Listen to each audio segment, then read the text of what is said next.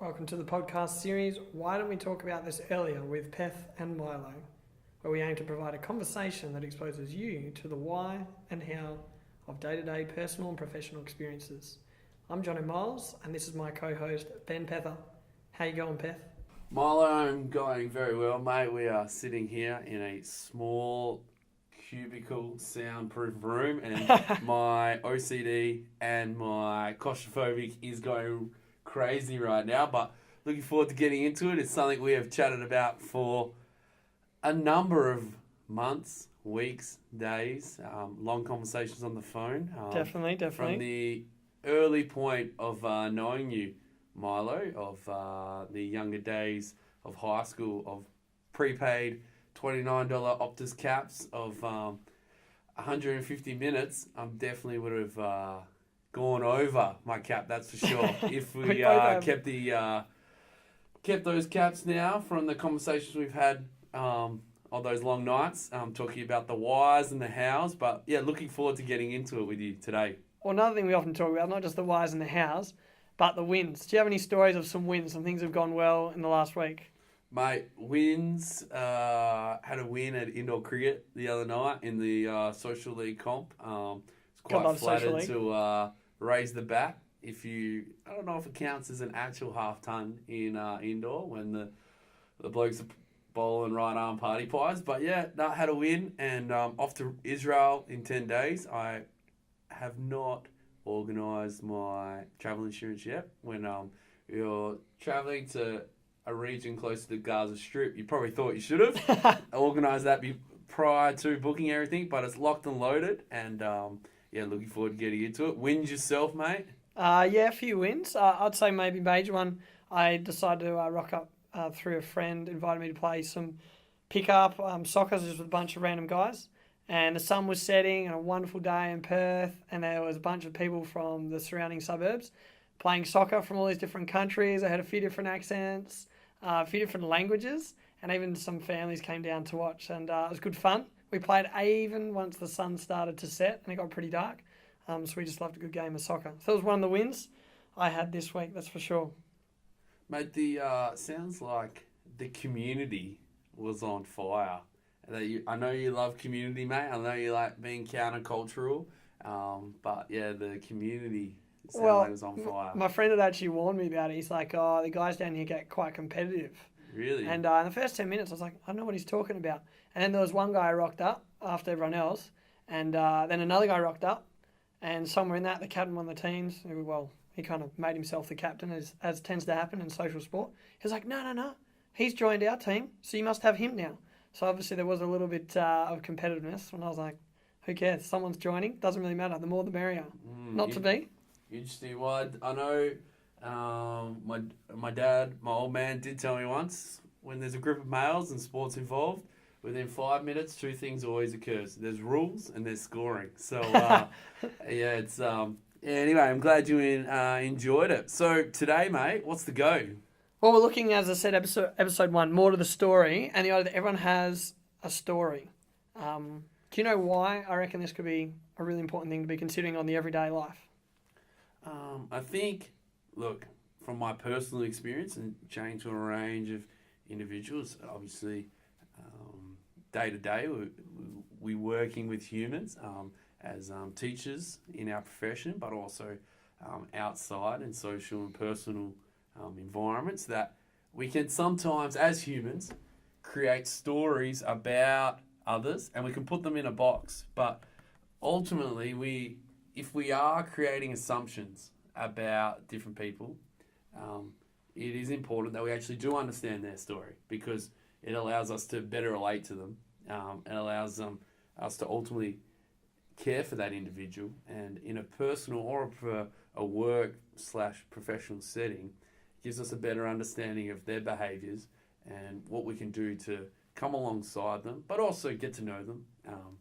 And yeah, for one reason or another, their behaviour is a certain way. So good and sometimes negative. But yeah, look, today we're going to expand on it.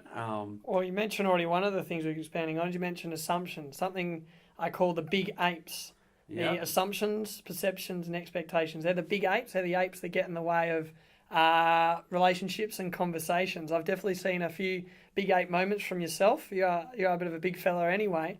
I wonder if there's a few times you might have put a few people in the box or made an assumption about that individual. I remember there's a guy who we started working with not too long ago, a few years ago, and I remember you straight away after a handshake had even already put him in a box. And I think I said something like, do you really know the bloke? Have you met the bloke? Do you remember that guy? Yeah, I do actually, Milesy. And you do from time to time do remind me about it when all three of us do now hang out. The apes is a The big big part apes. of the big apes. Yeah, we should almost have a sound for when it, like a buzzer, a ring for when when the big apes get to mention. But yeah, assumptions, perceptions, and expectations. That's But the idea that look, there was a guy who was employed that I was working with, and I work in the sport and recreation profession, and the first day I met him, he rocked up to work, and he was wearing black Vans and black skinny leg jeans, and I was like, geez, this bloke's not going to last very well. Where do we get this bloke from?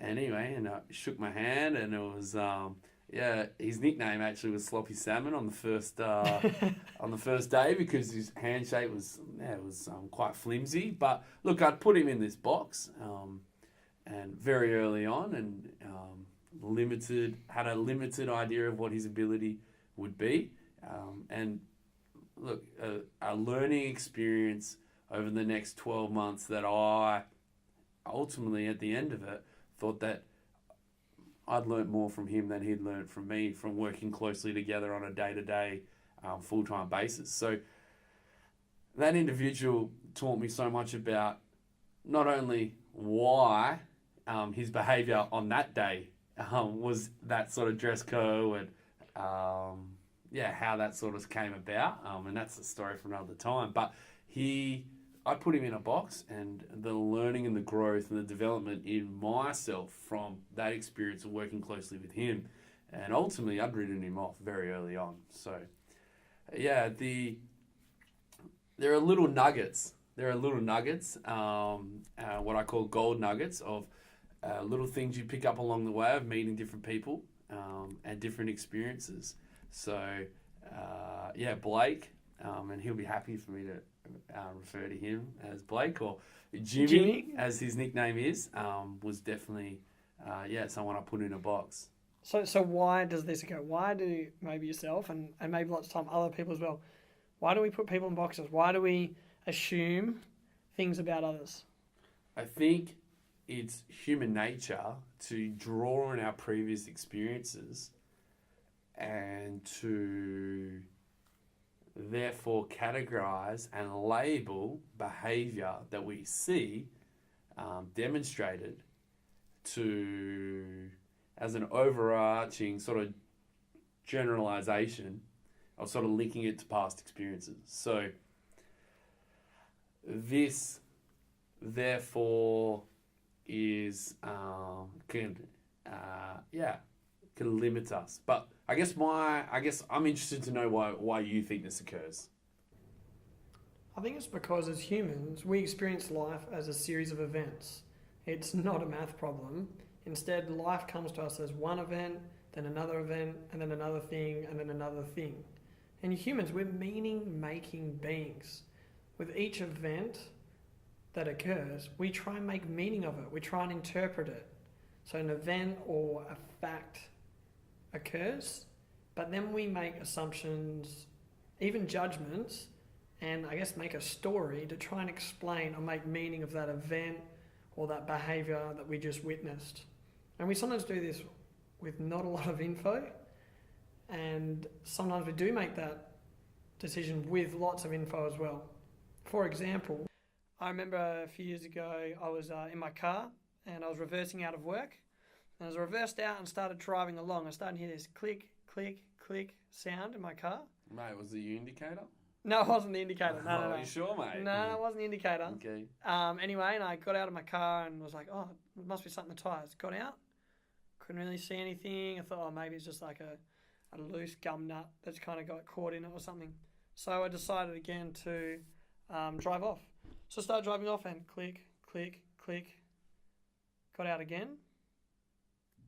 Had another look. This time I was like moving the car slightly forward, trying to see if there's anything on the tyre. And then that's it.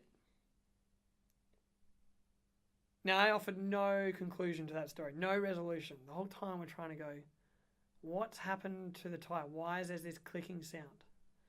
And I think this is the reason why our brains work in story mode. At some point when there's an event that occurs and there's something we don't understand, we have to make a conclusion. We have to at some point have made a judgment or an assumption or a conclusion. So what'd you come up with? So what actually happened if I finished that story? I reckon you've got a Dodge car. I know I've just got a new car. So mate, you got 2 cars. Well, I do currently have 2 cars. Well, the reason that it was making that click sound, it actually reversed out over 3 nails. And the 3 nails had punctured into my tyre and were creating that click sound. So I did end up finding those nails. Angry neighbour or? Nah, I don't know. Okay. But I managed to pull out those tyres and the click sound stopped. And even now me saying that, it kind of creates there's a resolution. There's I get it, we understand. So I think that's why our brains experience an event. Fact, there's a clicking sound in the tyre, and then our brain starts to try and figure it out. And only when there's some kind of resolution, or we've made meaning, create our own resolution, are we then able to move on or continue. However, sometimes we don't actually wait until we have all the facts. I remember one time I think feedback's really important. I imagine that's something we're going to one day talk about. There were some students I was asking for feedback on some lessons I'd taught, and one of them had written down, watch out when Mr. Miles gets grumpy. I remember thinking, I'm certain I've definitely not got grumpy in any of my lessons. And then I realised, because in my head there are certain lessons that I know are really urgent and really important, and I just will not allow students to be off task. So the fact is, teacher cracks down on behaviours or talking in the lesson. Student makes up a story, has to make meaning of that event and goes, Mr. Miles is obviously grumpy. But if they had all the facts or asked more questions, more why questions, they would have understood that lesson was actually super important and I couldn't afford to have students off task. On that topic, so you do talk about the idea of asking more questions and knowing more information.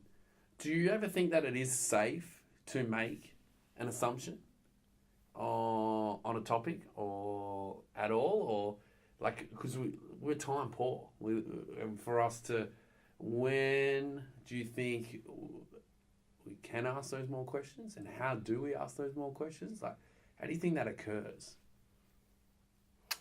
How does it occur? Well, I think it matters. Does that situation or that event matter enough to actually find out more information? Or are you going to make up your opinion and then express that or make other decisions based on it? Look, if it's not a major event, then of course you don't necessarily have all the information or will bother to find out more. But I think often there are situations that massively impact us and we haven't actually gone to the point of finding out all the information. I think it's just because it's so instinctive that so often we experience events and we at some point have to make meaning or a conclusion about the event we saw. Sometimes it doesn't cost us or it doesn't really matter. But then there are more major moments where we have needed to find out more info. But we so instinctively have learned through nature or nurture to not really ask more questions or get all the info. And we just kind of keep rolling along. And then only when a big incident comes up I don't think we realise we've made up a story, but it just kind of gets all complicated. I mean, think about it. Some of the most important relationships seem to experience a lot of this mixed kind of feelings, like maybe a boyfriend and a girlfriend, there's some miscommunication or mixed feelings.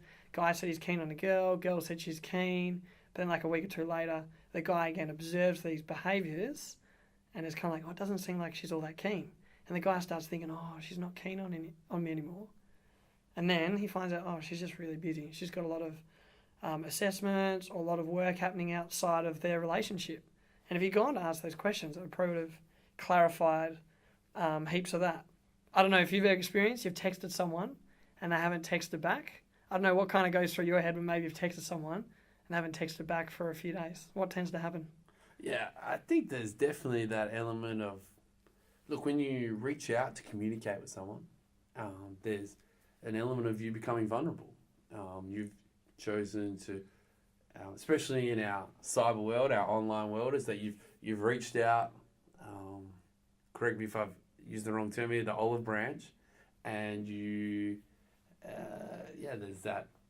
If someone hasn't grabbed it, or you've communicated with someone, and then that hasn't happened in a instant reply, we can start to try and create meaning of it. I think early on, more in, say, friendships, communicating early on and being open about it, saying what you value in communication, being face-to-face, or how you want it to look, will, sort of break down those miscommunication, or that perception being wrong. So, look, I really like the idea of it. I think that addressing the idea of putting people in a box is really important to break down, because there are conversations that can sort of transpire from it. So one thing, if I could get across to anyone, if people come ask me, where do you learn the most from, or who you gauge from, is I think one thing I've challenged myself on in the last 12 months is when I've been to conferences, or I've heard guest speakers or people who have presented information, hang around and go and chat to them. Go and ask them questions. No is free. And there is this perception sometimes, or assumption, that they're too busy to communicate with you. But that person has taken time, sometimes financially motivated, to come and speak to an audience. But they must be passionate, they must be invested about what they're doing. And so if you have one or two questions about what they've talked on, then... I mean, who doesn't want to give advice? Yeah. If someone is being asked to give their opinion or advice, our culture, there's plenty of people who love to give their opinion or advice. So there's no reason why they wouldn't want to, hey? Yeah, and I'd encourage people to do that more. And there's ways of asking, like you could, don't go and say, I didn't agree with this, or can you expand more on that? I think, especially when people stand and deliver content,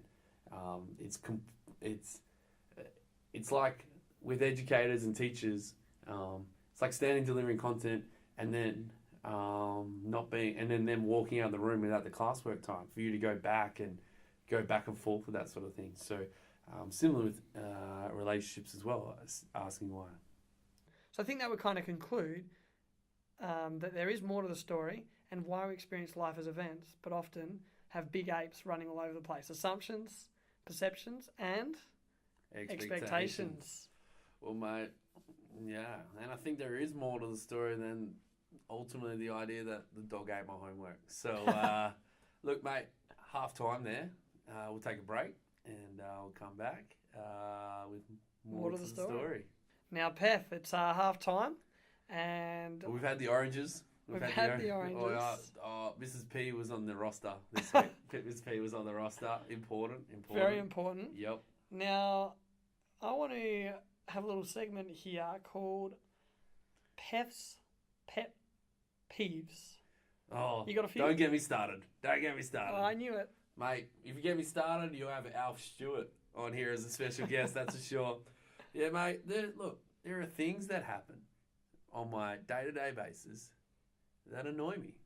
And little things, they're more social dilemmas, should I say. Social dilemmas, not moral dilemmas. Not moral, mate, social and moral dilemmas. So, let me start you off. Now, look, weekly, I probably have 2 or 3. And look, I do have OCD, and I do have claustrophobia, as we've probably mentioned already, and you know pretty well. But I was in the shops the other day, and I saw someone put their hand into a bag of grapes and try the grapes before they ate them, before they bought them. Now, look, I have a bit of an analytical mind, that's for sure, but they're ultimately stealing. Milo, what's your belief on this? The try before you buy on the grapes. What's your belief? Well, I mean, the grapes haven't been washed, so you're already taking a risk in the first place. So I don't know. If you are taking a risk to snag a grape or two Yeah. and they haven't been washed, I mean, maybe fair game? Is that all right? Now, the thing I want to expand on before, because I'm in the supermarket and I spend my time doing the groceries, and I, no joke, saw a middle-aged woman take out a knife in the grocery store the other day and then hack at multiple vegetables that they believed they didn't want to pay for.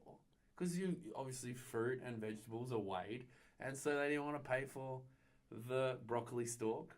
And they went to the point where they cut the top of the pineapple off as well. Okay. And Well, you don't eat the top, I guess. And look, here I was so intrigued. I was following them around that I was almost concerned that they were going to buy a bunch of grapes and pick the grapes off the actual branching, so they didn't have to pay for it. But unfortunately, that didn't happen. So I was a bit concerned. But that is my pet peeves for this week. But back into it. So look, that's the end of pet peeves. It's my turn to ask the questions now, Milo, and I thought it'd be a good opportunity that look, we are here, and part of our why is to share our own personal experiences, but furthermore, to get a better understanding of sort of this idea that there's more to a story, and there's more to your story as well. So, look, I've got a couple of questions here, which I'm ready to fire at you, and hopefully you can expand on them in regards to a little bit of your story and things that have been beneficial for you. So, are you happy for me to do that? Yeah, bring it on. Bring it on. In the hot seat. Lovely. Eddie Maguire, hot seat. Yeah. Is it still going? Oh, who knows? Anyway, question number one is, look, Jono, Milo, you are a bit of a different guy. When was the moment you realised that you were an anomaly? An anomaly. So a bit different to maybe the system. I reckon a significant moment was my last year of uni. And I was in a room full of people who probably should have the most similarities to myself. We're all wanting to be educators. We're all wanting to be teachers. And we were asked to think about like our personal philosophy for teaching. And there was kind of 4 categories that were introduced to us. And we were then to like think and identify which one we were. And I remember at the end of it, I was the only one in one category. So there's about 22 of us. And I was one person for one of the 4 categories. The other 21 were all dispersed in the other 3 categories. I think that was a significant moment where I realised I think differently and have a different approach to how educating and teaching people occurs. Mate, I just want to stop you there. So the formatter of it there was 22, 23 about to become graduate educators, going into similar fields. Health and physical education. That's it. And you there were the only one. And there was 20 odd the others. Different. Did you feel isolated? No, I don't reckon. I think it became clear as the year went on, and I probably already was a little bit aware of this. I probably spent a lot of time thinking about the why, which I just thought was probably quite common, and the way I thought was just the way I thought most people think.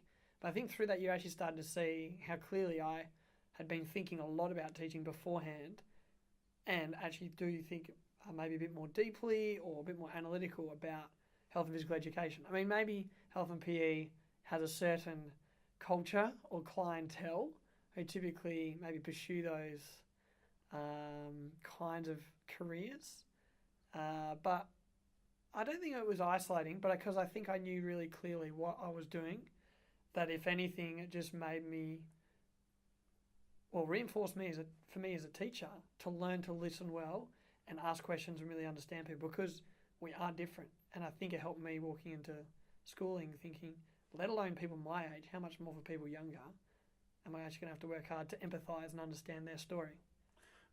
And look, on a side note here, we are going to do a bit of a fact check here. But I guess for me personally, going through university with you, Is it true that you did sit in a lecturer's office in your second year of uni and ask him questions about fourth year units that you potentially could be doing? Is that true? Well, yes, that is true. And there's often mayo added to that story by you. But just like this podcast is about, there's more to the story. And Okay. often there isn't always more Expand told for us. to the Expand story. for us, please. Intrigue us. Well, obviously I had been thinking a lot about teaching. I was very set that that was a path I want to go down in this fourth year course or fourth year part of the university life. And I was actually weighing up a few things. I was weighing up having 6 months off and spending time in a few different cultures and environments. I was weighing up trying to go to the Soccer World Cup in Brazil. In Brazil, like the pinnacle of sport and culture, and maybe trying to do the teaching degree where you have to do these work experiences. So I was actually trying to figure out if I could do the teaching course and go to Brazil, or the teaching course and 6 months off. So I had to be asking questions well ahead of time, and it wasn't just should I do teaching or not. I'd already kind of thought through that. There was now some real specific how questions that I was asking, not necessarily why ones. I'd thought a lot about them. I was now onto the how questions. Okay, so there is an element of truth to that. Oh, it's true, Okay. but there's plenty to the story. So the idea that we live day to day for you is probably day to year Uh, or day to decade. Or actually, maybe me. part of another episode, but I think there was actually a significant moment where I'd been thinking and planning a lot about something, and 1 or 2 years later, all those opportunities kind of wrapped up and actually changed the way I started to think about life. And I think it went a lot more from planning ahead to day, as well as kind of looking back. I wonder if there's a kind of an age where people go from like planning and looking ahead to then kind of almost being there and spending more time looking back, or being more day to day. And I think there's a lot of things there that I'd been planning and thinking a lot about, but once they all kind of arrived, it was amazing how quickly I saw my mindset change and became a lot more reflective of things that had gone in the past. Interesting. I think there's some tangible examples there that do come to this idea that you are an anomaly. But anyway, let's move on to question 2. So the idea that was there a relationship or a long-term commitment that you've made, or there's a relationship that you've built that has significantly shaped you as an individual today? So the idea that can you expand on how that developed or what that looked like, and is it shaped who you are and what your why is today? Yeah, I think often in any kind of relationship, to feel understood is so huge, but also to be believed in as well. And I'm really fortunate to have a mentor, but really a mate and a friend as well. And his name's Mark. I got to meet a few years ago, and that definitely was the case with him. I just felt like he understood me very, very well. I then came to see how he believed in me, but all through this, he actually started to encourage me and just help me see what my strengths were, but as much to see what my weaknesses were. And I've been fortunate to meet a variety of different people and had some really good and meaningful conversations and relationships. But the kind of understanding Mark showed and belief was incredible. But actually, I think the reason those things occurred is because he's probably the best listener I've ever witnessed and the best question asker I've ever experienced as well. And I think that allowed me to see how much he understood me, and that what he then believed in or believed about me was really understood. Again, there's more to the story of him, and he knew there's more to the story of me. And I think more to the story of any person as well. So when you are there engaging in this relationship with your mentor, Mark, just describe to me maybe 3 words of what it's like to sit across from him, and how do you feel in that moment of that, on that day to day when you're communicating with him face to face. 3 words to describe how you feel and how he makes you feel in that moment. Yeah, I'd say timeless, Timeless?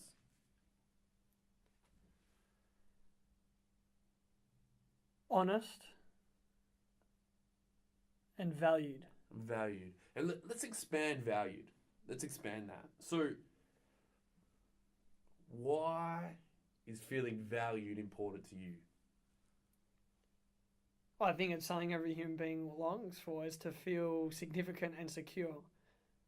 I think when you feel like you've been heard and understood, and then have been committed to or understood or appreciated, I think that is just so significant.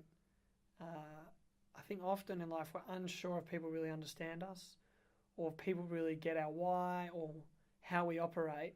And so when someone, one, has the opportunity to know us very well, and then we see the way they care or commit. So for me, probably kind of love language is time. And I still remember a particular time where myself and this mentor, Mark, were going to catch up, and there's something I'm going to talk about. And I remember him saying, oh, like an hour won't be long enough to talk about that. And I remember thinking, yeah, I think that all the time. An hour's not long enough to talk about so many things. And I just you thought, love to talk. yeah, well, I love asking questions. My mentor loves asking questions. Yeah. I think it was just really clear to me that, yeah, again, this guy wants to commit time to really understand me. And I just was like, wow, I feel valued that the time it takes for me to explain or the questions he's going to ask, that's meaningful and important to him to be doing, and therefore is also meaningful to me. So that's, I guess, a little bit of what maybe some of the behaviours were, what it looked like to feel valued. And I couldn't agree more with this idea of this personal investment in you through his sacrifice of time and this idea to listen. And I guess expanding on that further, the idea of when you're sitting there and you have that feeling of this person values me through the sacrifice of their time, and they're willing to listen and ask questions and show an investment, makes us feel safe and included. Going on to my final question for you.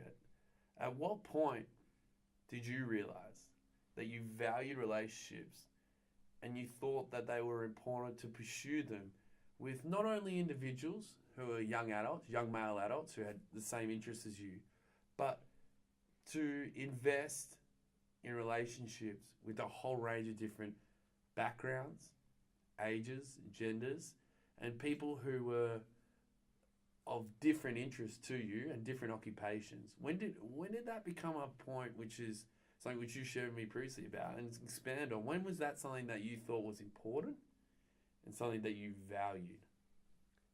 I think the first thing is I realised it. So throughout my schooling experience, I was into sport, and it was probably 90% of the conversation.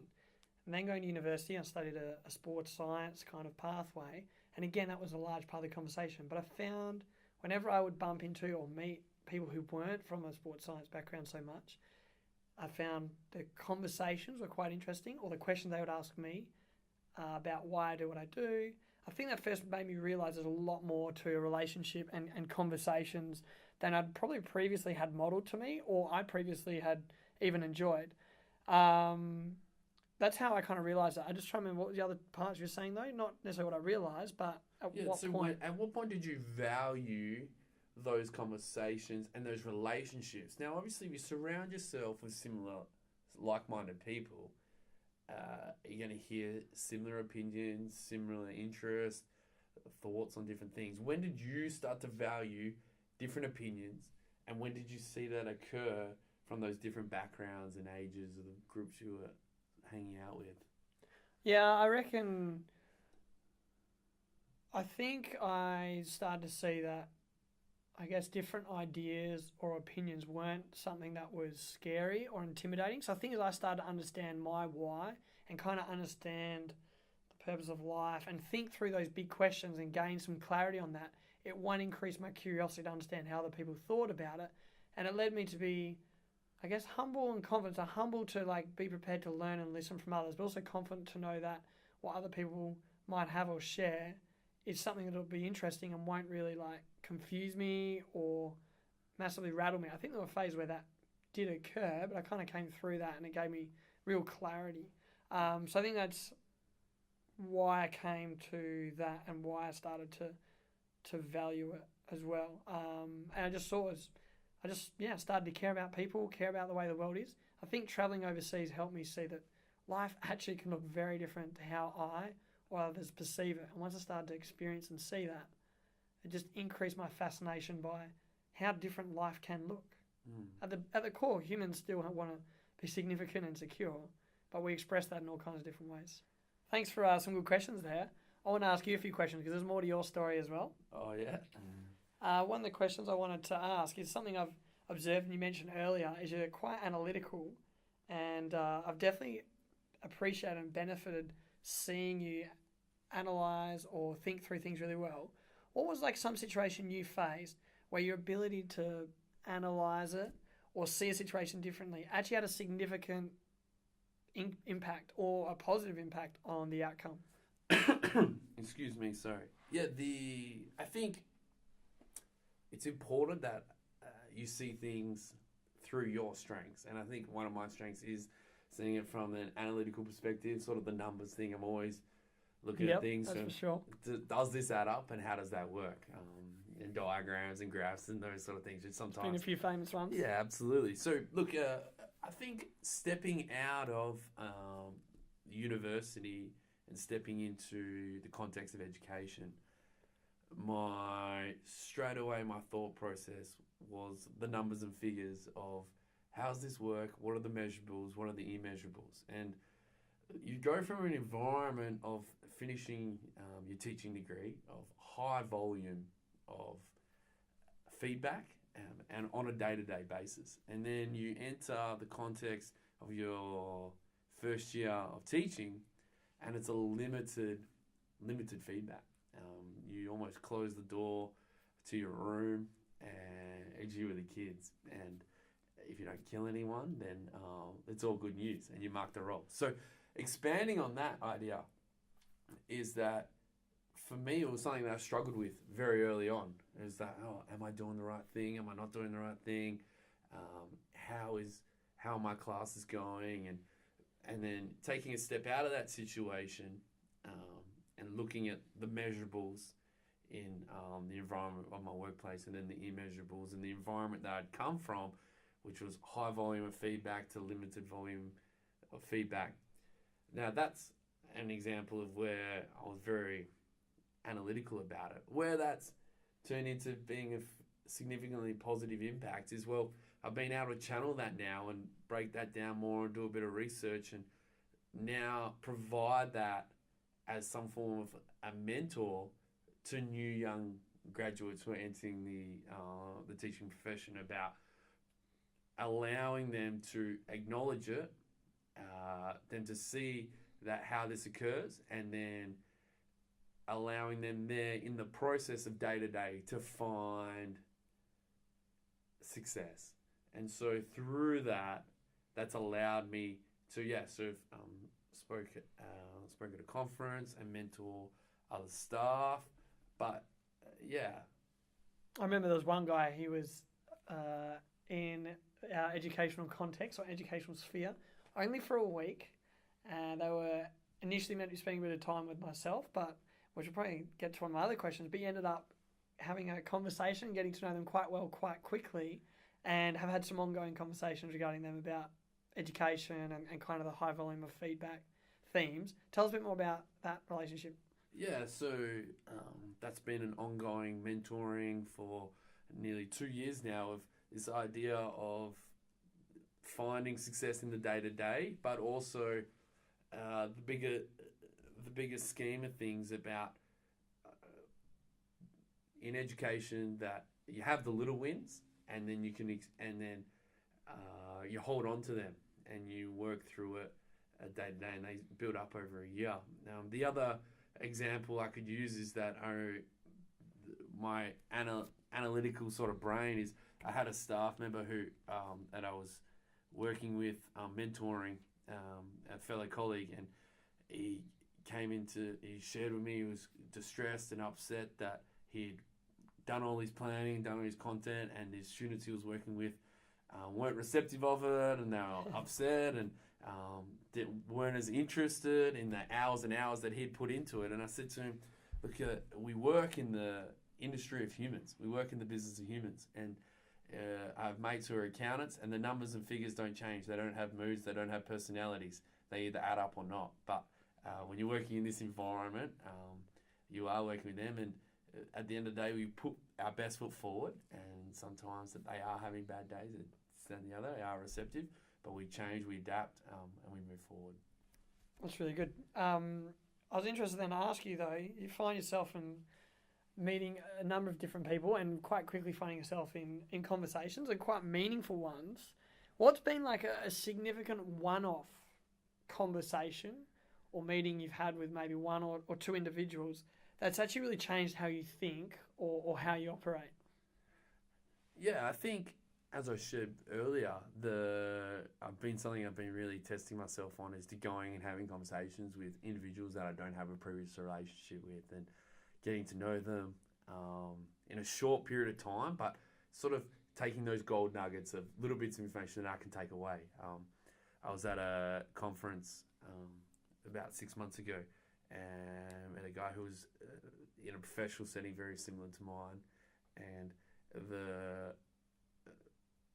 the interesting thing about it is that when I was introduced to him, I was quite standoffish. He was quite standoffish. There was some strong personalities being... some big personalities. Yeah, some big personalities per se. But I was able to dissect from the conversation, and one really powerful thing that I learned from him was the idea to identify your parameters in your professional and even your personal settings. And so the idea to identify what are your limitations, what are your parameters. And for that shaped probably from a professional setting, for me, the next 6 months about how I thought about things. And something that was a simple 25-minute conversation where I could have quite easily walked away from after 5 minutes, or this bloke's a bit big-headed, or be taken away from that. To expand on that. But other sort of things are more, I think we have multiple little conversations along the way with existing relationships where you take little things here and there. And one of my sort of mentors and my previous coaches, he said that you go and watch someone else take a coaching session and you don't take everything away from what they've done. Take one or two things. Yeah, that'll work for me, and I'll take a bit of that and take a bit of that there. And so that's where it's become insightful. Sounds really good. Now, as you even said there, like, you've taken the effort to consider and care about other people, but you also think a lot about how, not just the numbers, but how groups and teams and organisations work. How did this become something you value? I think the idea of growing up in sporting context is you're always working in teams, obviously, unless you're playing tennis, fencing, or ultimate frisbee. That is a team sport. That is a team sport. Sorry, John. I had to personal dig at one of my not so favorite sports. But the idea that something that I value of groups working well together and valuing individuals is, it probably starts back from the idea that I love a good fairy tale and I love a good story. And I grew up in a time of the late 90s, being a young kid, falling in love with the Australian cricket team. And I fell in love with the idea of Justin Langer, this man who's barely 5'9", who'd come out, who loved the Aussie crest. He loved the fact that he could be the opener for the Australian cricket team. And then this other bloke, this big burly bloke who drinks red cans or 4X gold up in Queensland, Matthew Hayden, who would hate us. And they would have these personalities about them. And then you'd have Ricky Ponting, punter, the man who, look, from my earliest memory of him, he was in a fight in a TAB on the East Coast. And so these different personalities that came together to make this successful cricket team. And then you had Glenn McGrath, Pigeon, who I don't even know why his nickname was Pigeon. And then you had Warney, like Shane Warne, this big burly bloke, and who I named my year one first fish, my first pet ever was a fish. I named it after him, Shane Warne. And so all these characters of this team came together. And so I fell in love with this idea of how did it come together, all these differences. And slowly I wanted to be a part of something like that. So that's where my thing sort of grew. So when I started to be part of teams and some were successful and some weren't, there was this element missing. And there's something I shared with you previously about before is they don't write books. They don't write books about successful sporting environments on the semi-professional environments.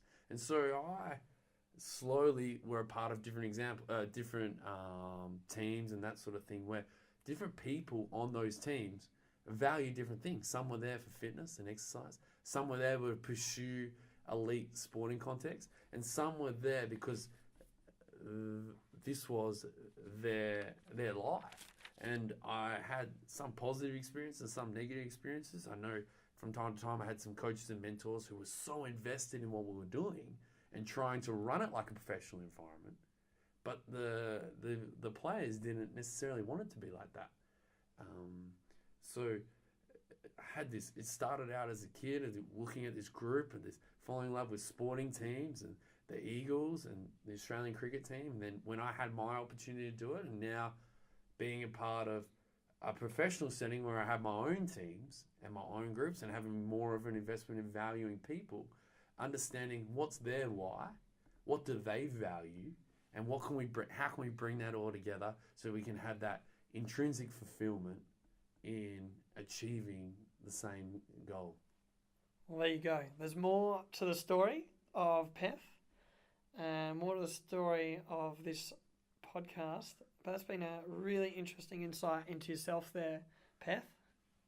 Oh, John, I think, or Milo, it's something that is ongoing. It's ongoing and it's constantly changing. But being a group of people together and achieving something where you all have buy-in, there's no greater feeling. So fairy tales. That's exactly what a lot of our films are about. People coming together and achieving something big, which is something I want to spend a bit of time looking at. We've got this idea of more to the story, fairy tales, stories. Yeah, so part of, I guess, what we're doing here is for people to have some take-homes and for them to go and explore this and where they can see it in this idea of pop culture. I think when you can take information, you can see it put in context, your own personal context or pop culture media. The one thing that drew my eye recently, the idea of the Netflix original Bodyguard, a war veteran from the UK, and a really good series that breaks down this idea of this identity of this war veteran and his ongoing struggles. And there's more to a story than just this hard-shelled individual of David Budd. So, but Milo, you're going to expand more on your example that you found beneficial. Yeah. There's a film came out in 2017 called Wonder. It's based off a book series. I think it's interesting whenever a book series becomes a film. As you saw, it's a single book actually. It's basically a story of a boy called Augie. I think that's how you would pronounce it. And he has like facial deformities. So he goes to school wearing an astronaut's helmet to cover it up.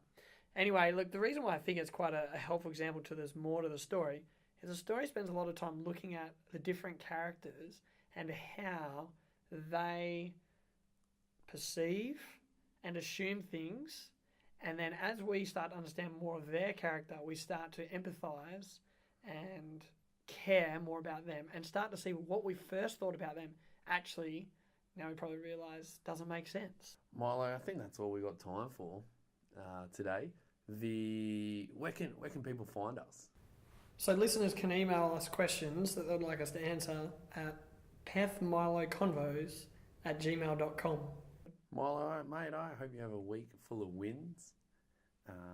Enjoy some memories, wins and memories and wise, and have a good week. Cheers, mate. I look forward to our next episode of Why Don't We Talk About This Earlier with Peth and Milo.